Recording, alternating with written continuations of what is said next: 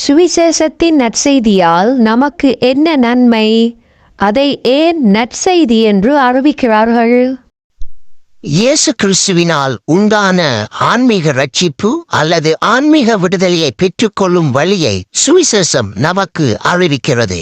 நமது பாவங்களிலிருந்து பூரண மன்னிப்பையும் மரித்த பின்னும் கடவுளுடன் நித்தியமாய் வாழலாம் என்கின்ற உண்மையையும் அறிவிப்பதே இந்நற்செய்தியின் முதன்மையான நோக்கமாகும். சுவிசேஷத்திற்கு காரணமான இயேசுவையே யூதர்கள் ஏன் ஏற்றுக்கொள்ளவில்லை? நான் உலகத்திற்கு ஒளியாயிருக்கிறேன், என்னை பின்பற்றுகிறவன் இருளிலே நடவாமல் ஜீவ ஒளியை அடைந்திருப்பான் என்று இயேசு சொன்னபொழுது பரிசேயர் ஏன் இயேசுவை பார்த்து கேலி செய்தார்கள்? யூதர்கள் ஏன் இயேசுவின் சாட்சியை ஏற்றுக்கொள்ளவில்லை? மனித குலத்திற்கு மிகவும் முக்கியமானதும் மிகவும் அற்புதமானதுமான சுவிசேஷத்தின் நற்செய்தியை ஏற்றுக்கொள்வது ஏன் ஜனங்களுக்கு கடினமாக இருக்கிறது? 2 தீமோத்தேயு 1:7 சொல்லுகிறது, தேவன் நமக்கு பயமுள்ள ஆவியை கொடாமல் பலமும் அன்பும் தெளிந்த புத்தியும் உள்ள ஆவியையே கொடுத்திருக்கிறார். அப்படி என்றால் ஒருவன் பயமுள்ள ஆவியினால் வழிநடத்தப்படுகிறான், இன்னொருவன் தெளிந்த புத்தியுள்ள ஆவியினால் வழிநடத்தப்படுகிறான்.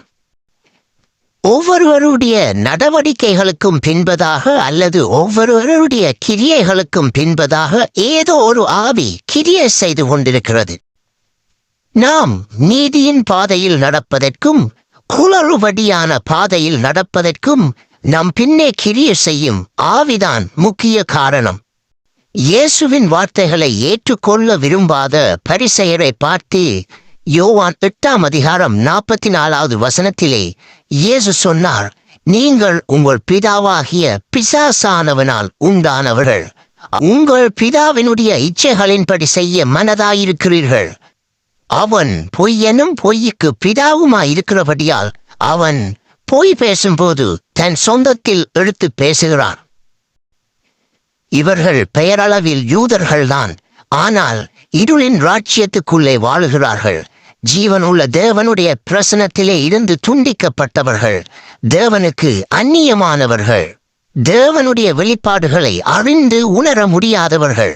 எவ்வளவுதான் எடுத்து சொன்னாலும் தேவனுடைய வெளிப்பாடுகளை புரிந்து கொள்ள முடியாதவர்கள். அவைகள் அவர்களுக்கு பைத்தியமாய் தோன்றியது. இப்படிப்பட்டவர்கள் வாஞ்சையோடு பொய்யே நம்புவார்கள், ஏனென்றால் அவர்களுடைய பிதா பொய்யனும் பொய்யுக்கு பிதாவுமாய் இருக்கிறான். அப்படியானால் சுவிசேஷத்தை மனிதன் பெற்றுக்கொள்ள முடியாதபடி வஞ்சிக்கப்படுகிறான் அல்லவா? அதற்கு என்ன வழி? இப்படிப்பட்டவர்களில் ஒரு மாற்றம் உண்டாக வேண்டுமாக இருந்தால் தேவனுடைய வல்லமையால் அவர்கள் இருதயம் தொடப்பட வேண்டும்.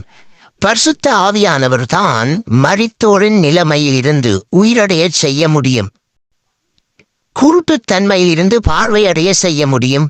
அசட்டைக்கு பதிலாக புரிந்து கொள்ளும் தன்மையை கொடுக்க வேண்டும்.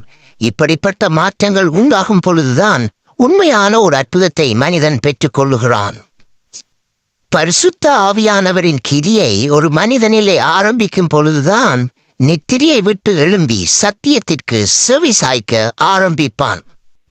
நீங்களும் சுவிசேஷம் என்னும் நற்செய்தியை அறிந்து கொள்வதற்கு பரிசுத்த ஆவியானவர் தாமே உங்களுக்கு உதவி செய்வாராக.